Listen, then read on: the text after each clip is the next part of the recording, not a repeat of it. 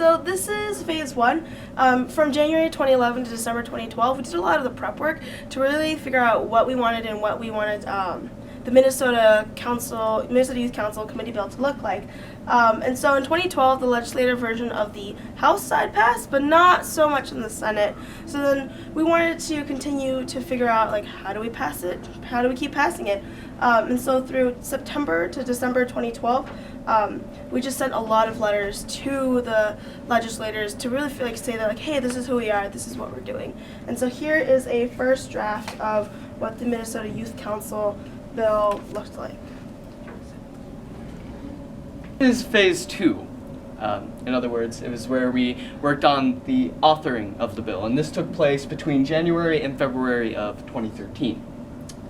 Youth Council members worked really hard to finalize the language of the bill, and they also held a total of 18 meetings with legislators, which is pretty amazing if you ask me. So Representative Marquardt and Senator Dahl agreed to serve as the chief authors of the bill, and we had a lot of other representation and support from a lot of other representatives and senators.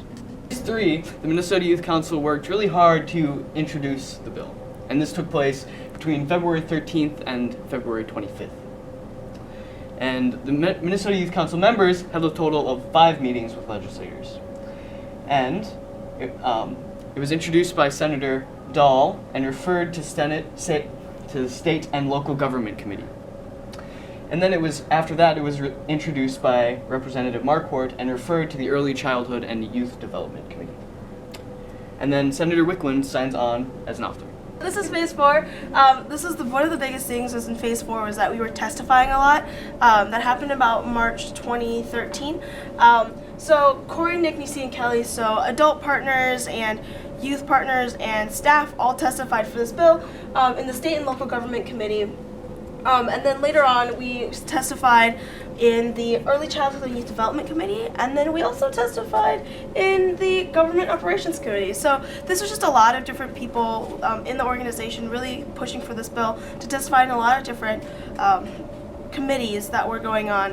And so bill was passed in the Early Youth Childhood Development Committee and referred to the Government Operations, it says here, and then it was finally referred to the Education and Finance Committee. And so here's a photo of what it looked like.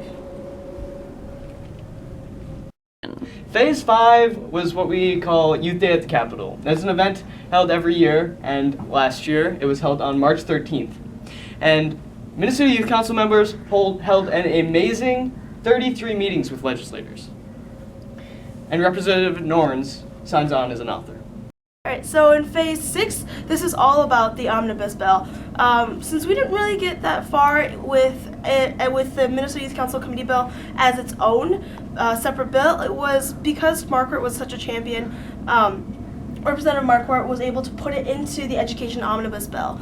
And so that's during April 2013. It was in the House's Education Omnibus Bill, and through this time, the Minnesota Youth Council members were helped drop off materials 7 times to various different Senate committees and people just to really push for this bill.